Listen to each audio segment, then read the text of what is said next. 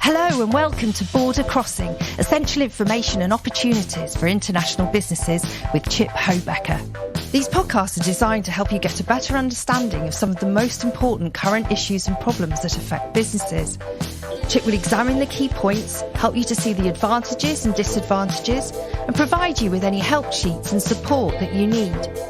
And just so you know, Chip heads up both the consulting division and the turnaround and restructuring practice for the firm Rehmann in the US. He has served as a court-appointed receiver, a chief restructuring officer, and as a fiduciary in international, federal and state proceedings in the US. He's also a board member for the National Association of Federal Equity Receivers, where he heads up the International Committee, and he's a fellow of Insol International. If you want to get in touch with Chip, he can be contacted via the Rehmann's website or on LinkedIn. We hope you enjoy this podcast. In today's podcast, we're going to be discussing the issues affecting the motor trade. Chip is delighted to be joined by Rob at Purcell. Rob moved into the Automotive division at Pilkington in Birmingham in the UK in 1992. And there he had a succession of roles throughout the business, mainly focused in supply chain and operations. These included a global supply chain VP for the OE or original equipment business, and also the aftermarket division, before becoming head of original equipment Europe, the largest of the automotive OE regions. For the last 2 years, he has been head of global automotive OE and a senior executive officer of NSG Group, who acquired Pilkington 16 years ago. The global OE business has a turnover of approximately $1.5 billion and it employs approximately 12,000 people worldwide. It has major operations in Europe, Asia, North America and South America, and it supplies virtually all the major automotive global customers with a complete range of glazing solutions for every vehicle aperture. This includes the new complex products, such as HUD windscreens, coatings and complex assemblies required by the new innovations in automotive glazing. Hi guys, how are you both doing? Doing well. Good morning from Michigan. Hey, well, thank you, Rebecca. Yeah, it's nice to see you, Chip. What's it like there? We've got snow over here. So we had a ton of snow over the holidays. It is all gone now. It is actually greener than it should be out there. So who knows what we'll have. We went from record cold to record high and everything. But that's Michigan. We call it weather here. And how's it in Redditch in the Midlands? We don't do weather, Rebecca. It just snows occasionally a little bit and half an inch and that's it. So it's all gone now. So it's absolutely fine here. Nothing like Chip's extremes. Well, it's great to have you both here and talk about the motor industry, which will be interesting for me as well, because I don't know huge amounts about the motor industry. So, I mean, Rob, do you want to tell us more about your role? Because obviously you're in the business. Tell us what you do on a daily basis and what you get up to. Okay, certainly. So for the last 30 years, I've worked for Pilkington NSG, who are a global tier one automotive supplier. And now, for the last couple of years, I've been the head of the automotive OE, so original equipment, global group supplying all the major OEMs across the world.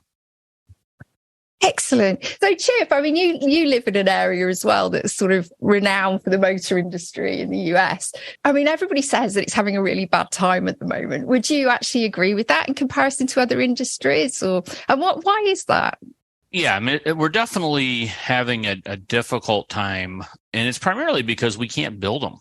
There's demand, and because there's a shortage of components, the vehicles that are being completed are of a higher end, more costly. And so, we have younger people, less wealthy people that are hurting because they can't find wheels.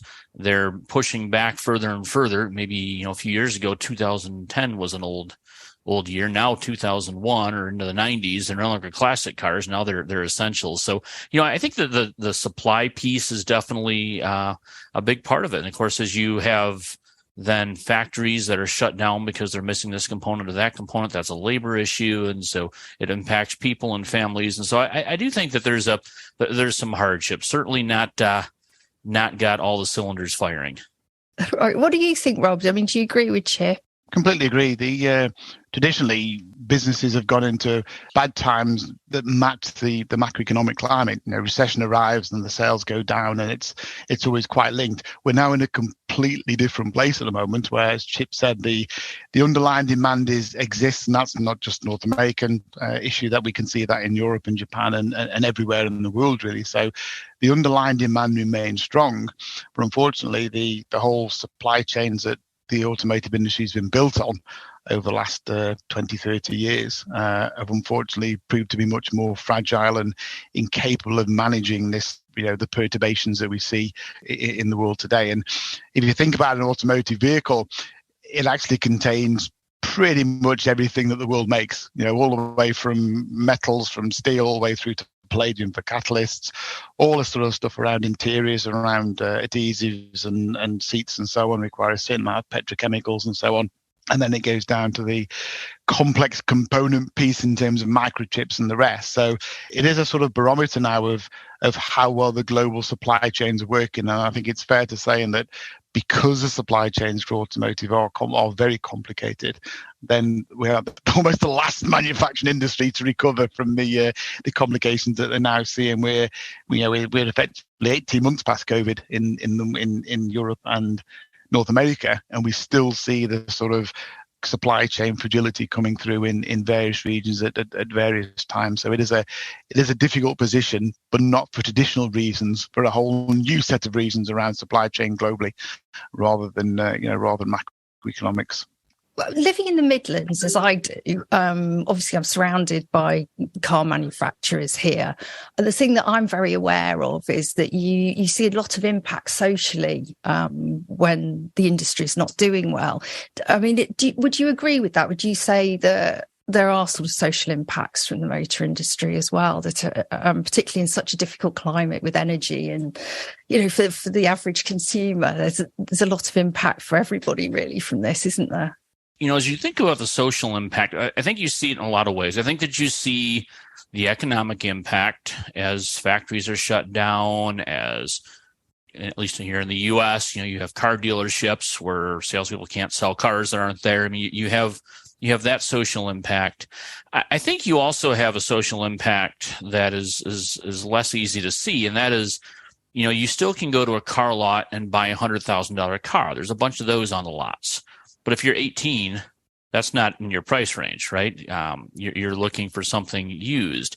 Well, the people who are maybe 30 who could have normally gotten a $30,000 or $40,000 car, there's none of those. So those 30 and 40-year-olds, they're buying the used cars that maybe the 18-year-olds used to get. And so you see this pushback of the compression. And so now, we see it even in our own family. We've got an 18-year-old driving a 2001 Chevy Silverado. He bought it for $1,500. I could sell it for $5,000 right now.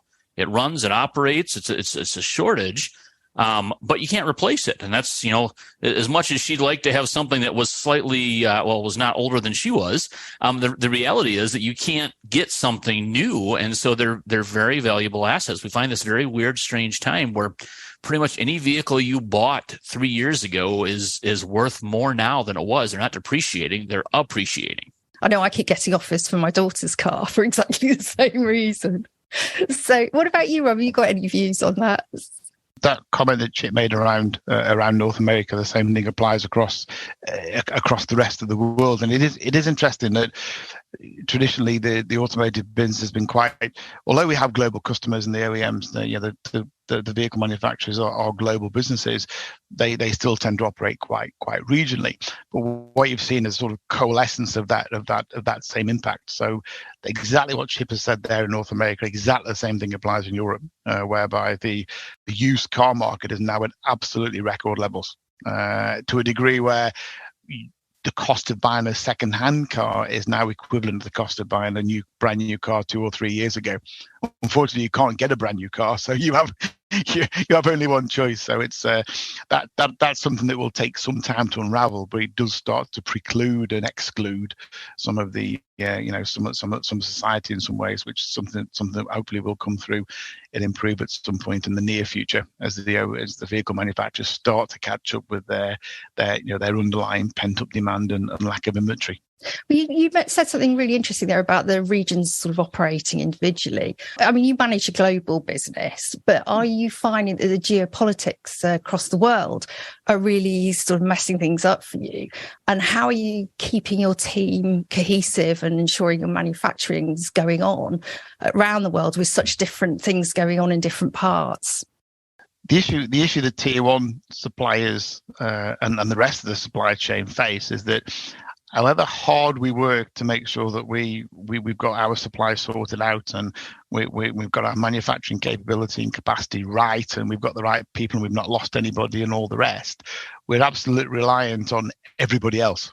And because we're completely reliant on the customers, if they stop building, we have to stop. We can't build when they're not working. So we are completely reliant on them building, and of course they are completely reliant on thousands of suppliers. So the complexity of supply chains in automotive mean that if one supplier lets somebody down, then we all stop. And that sort of group view is something that's very difficult to get away from and to avoid. So if a vehicle manufacturer runs out of tires or car locks or a microchip to do this particular job, then they'll stop for a week or a day or whatever it is, usually at very short notice, and that ripples straight down the supply chain straight away, and we have to stop. And again, that's a real social impact, and obviously very difficult for us to manage. So we can be as ready as we can, but we are still completely reliant on everybody else in the supply chain as well, and not just ourselves. So, Chip, I mean, if you look at an individual manufacturing business, what are the real specific key problem areas for them? So ultimately, they can't get what they need to build stuff. That's when you boil it all the way down. That's what it is. It's the shortage of materials, whether that's actual raw materials, whether that's components. It's happening for a lot of reasons, right? You have disruption in places like China, where they're just not making the stuff. You have transport disruption, where we're seeing, famous screenshots of tons of container ships waiting to be unloaded along the way. But it's also an interesting thing where we don't see a response. So you might imagine that if we're building these super sophisticated vehicles and we're having trouble getting key things, that maybe we would redesign some of those key things away and step back to less sophisticated vehicles. We don't see that. We actually see a push towards more sophisticated vehicles with more difficult to come by components and all these sorts of things. And so, one of the challenges is, I think, trying to match up that demand for more sophisticated vehicles with a lack of supply of an ever increasing amount of stuff that you need to make those more sophisticated vehicles. What about the sort of transport disruption as well, sort of generally? Because I know with the shipping containers and things, I've heard in other interviews I've done about how bad that is, sort of getting stuff off the transport and to where it's supposed to be. Well, to be honest with you, you think about a manufacturing plant in China, and maybe you're in Shanghai or in one of the provinces nearby. You got to manufacture it there. You've got to ship it from there to a port. And so you already have a problem there because you have all sorts of rail line disruptions. And so you may have trouble even getting it from the place of manufacture or the place of origination to the first port to ship. Once you get it to that port, you then have to get it loaded, and there's disruptions that are challenging that process. Once you get it loaded, it's going to get on a boat and go across. And I don't know that we have too many boats that leave that are having trouble once they leave. The transit part appears to be okay, but then they get someplace. So again, maybe they get to LA or wherever they're going to get unloaded. And now they've got this huge queue that takes just a very, very long time to even have a spot at a dock. Again, you have disruption amongst the dock workers, and then you have more disruption amongst the transport within the country. So you have the potential for disruption all over the place. And our systems, especially as we go back to the just-in-time inventory, the just-in-time inventory methodology focuses on efficiency and probably doesn't contemplate too much having 7 or 8 transport disruption possibilities. I think they may contemplate a transport disruption, but boy, you can have all of those things happen to a particular container, and now something that used to take a month, it can take quite a bit longer. And Rob, I mean, one of the big changes in my lifetime has been the move towards sort of more electric-based vehicles. So it's so dependent on chips now. So where I used to sit there tinkering under the bonnet when I got my first Mark III Escort, there's no way you can do that anymore because it's all got to be plugged in at some garage. So, I mean, this is all dependent on microchips. Are they a short supply? I mean, what's going on with those as well? They were the microchips were the original, I guess, the original really big issue that the global automotive manufacturing base faced. Various reasons for that, but certainly post-COVID, the big recovery or the big requirement really for home entertainment and home working and home office and all the rest of it ripped all the microchips out of the supply chains and left automotive, because they were much slower to respond to the upturn, the post-COVID bounce. They left the automotive supply chains very, very thin and very empty. I blame the teenagers, honestly. Absolutely, it's not just a teenager, Becca. It's you, me, and Chip sitting at home with your new laptop and your new monitor and everything else that goes with it to generate a big demand. And as Chip said, the vehicle manufacturers do run very low inventory, very low cash, very efficient supply chains. And of course, if suddenly that pipeline gets stopped at any point, which it did immediately post-COVID on the microchip piece, then suddenly it runs out very quickly. They're not sat on 6 months stock and it's all fine. They sat on a much smaller number than that. And it's taken an enormously long time for the microchip piece to get back in balance. Not helped by the fact that microchips are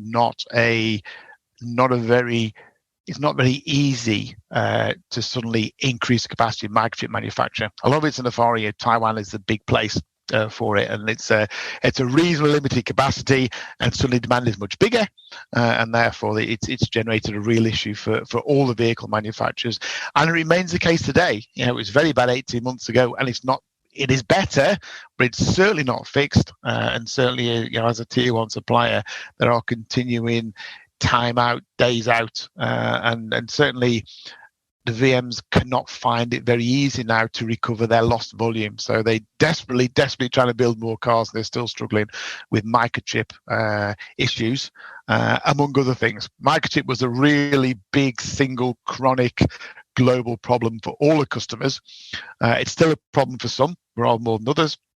But there are also sort of more smaller regional supply chain difficulties and fragilities that everybody's still got to manage their way through, much more so than they used to be. As Chip said, the customers, the vehicle manufacturers could manage occasional issues here and there, and they've got teams to manage these things. It's all very professionally done.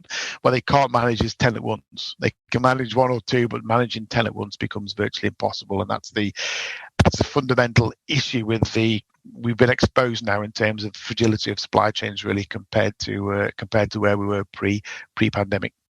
So does that fragility mean that the industry as a whole needs to look at changing the way they manage the supply chain and changing other aspects of their business? Because it's really, as you say, flushed out issues for them that they're probably going to have to tackle in the future. So how are you and other manufacturers that you work with and sell to, how are you changing your supply chain?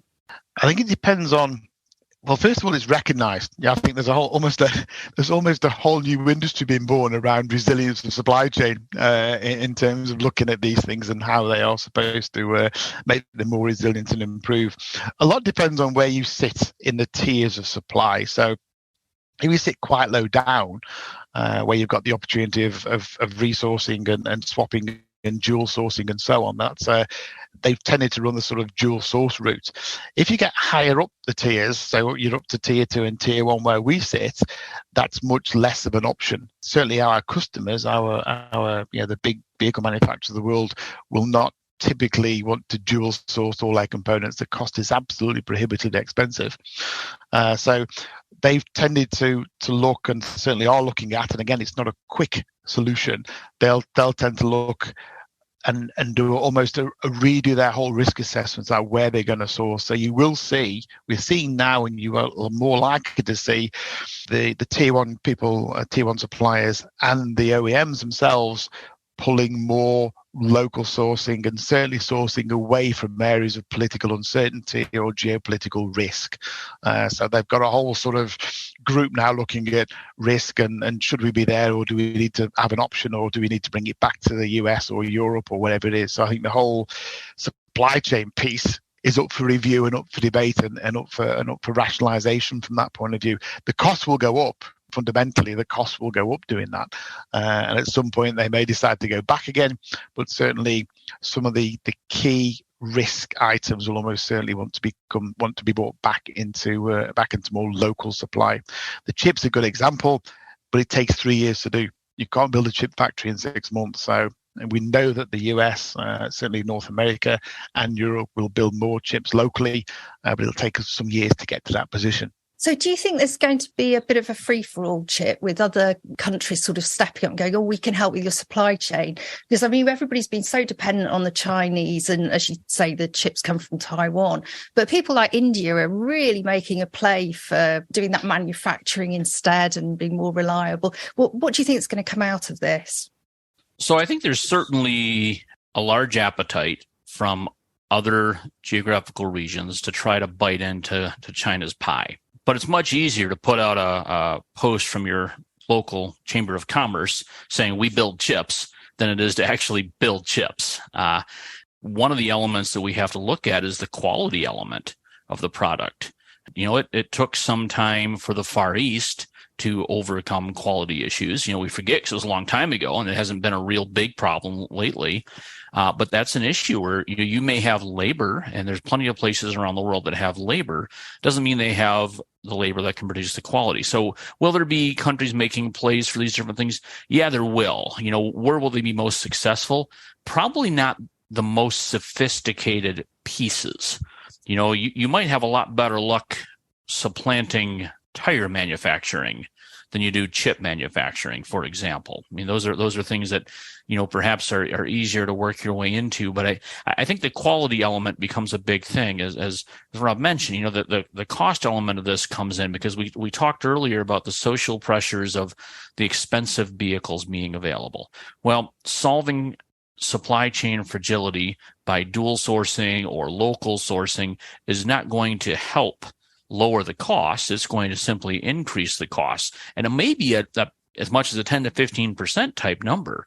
And so, you know, all of a sudden we start to see social pressures talking about, well, only the 1% can afford cars because we're trying to solve other problems. And that's where that yin and that yang comes in. But I do think that, you know, we'll see other countries making a play. I think we're going to see a lot of local pressure to buy local, to buy close. We're going to see some of these things with some people making national security plays, saying, you know, we simply have to have some amount of this, at least for the defense industry, produced either right in our country or by a very nearby friendly country. You know, there's a national security angle. We saw that, you know, with talk about oil in the 70s, right? It was a national security issue for the U.S. to not be so reliant on the Middle East. I think you're seeing that now where we're realizing the supply chain fragility is an issue. You know, before I think we always thought we were so intermingled, nobody could cut us off. You know, I think we're seeing what would happen if you did get cut off. I mean, the fragility and also the ability to react in some of these situations has caused a lot of discussion.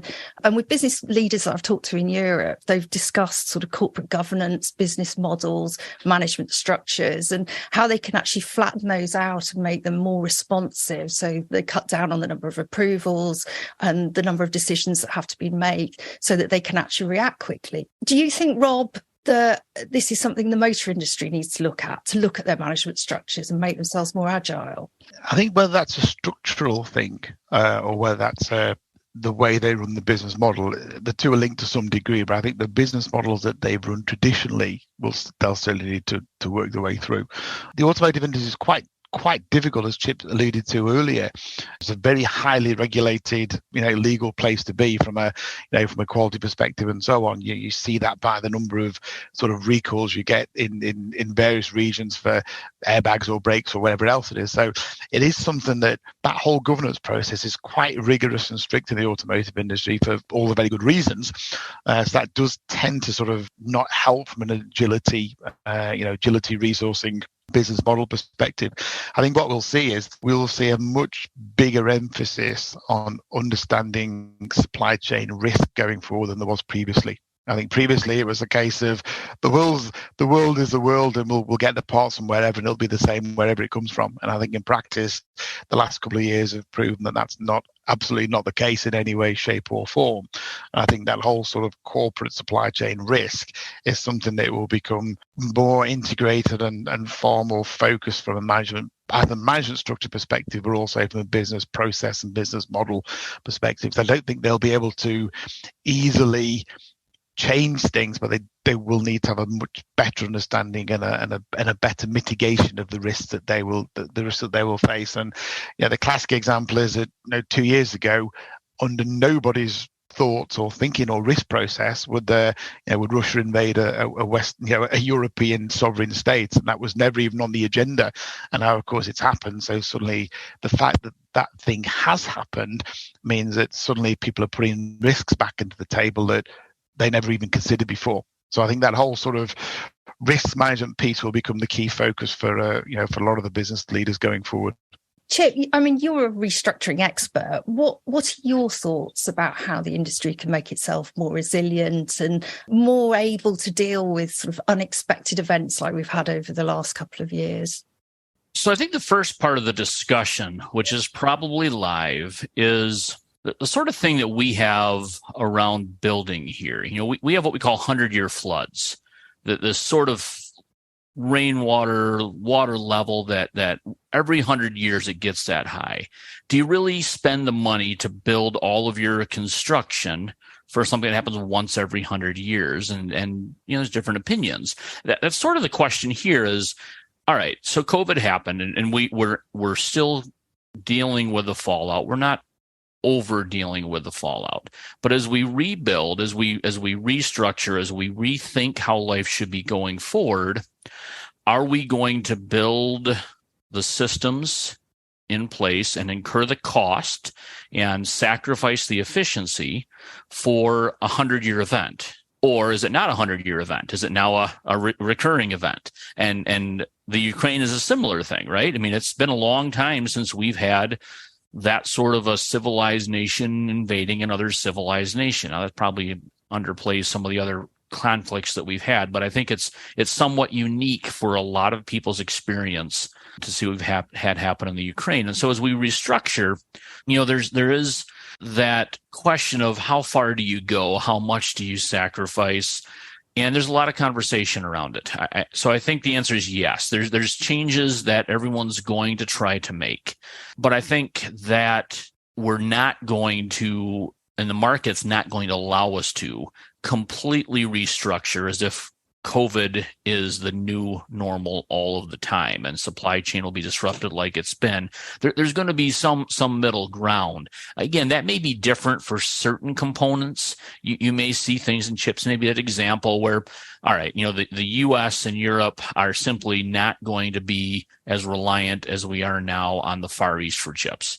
That may be a permanent change for a lot of different reasons, social reasons, market reasons, national security reasons, and things like that. So I think, we may see some things like that, but I think you're going to see the market level set things as it always does. At some point, the cost and that risk balance will work its way through. Is automotive a resilient industry? It is. One of the things we haven't touched on is that it was already in the middle of some disruption, right? We were going away from gasoline and diesel to electricity. That was a disruptive force in the market as it is. And so we add that complication. That trend's not going away. We're still going to have less combustion engines and more electric powered vehicles moving along. And that's going to play into how these things restructure as well.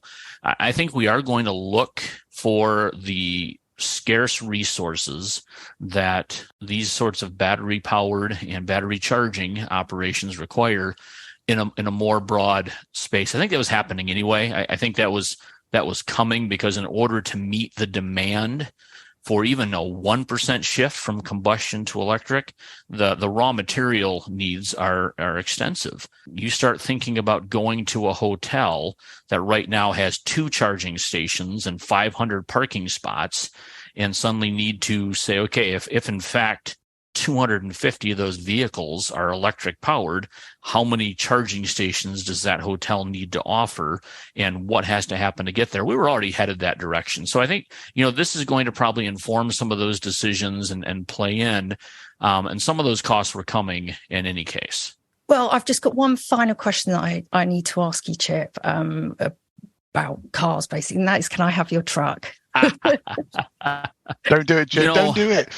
No, you got to give it me. You got to give it me. Anyway, thanks, guys. It's been great having you on today. And if they want to get in touch, Rob, where should people get hold of you? Do you want to give your email or? Yeah, probably email. So it's it's rob.purcell, Purcell @nsg.com. That's great. And Chip, normal, LinkedIn? Yep, LinkedIn's fine, or chip.hoebeke, Hoebeke at Rehmann, Rehmann.com. Either way works. That's great. Well, thanks so much, guys. I'm sure that everybody's found that really helpful today. I shall see you soon. Bye. Thank you very much. Take care. Bye-bye. Bye-bye. Thank you for joining Chip for this podcast. If you want to get in touch with Chip or any of his guests, please contact him through the Rehmann website, www.rehmann.com, or on LinkedIn. All views expressed in this podcast are individual opinions and do not constitute professional advice.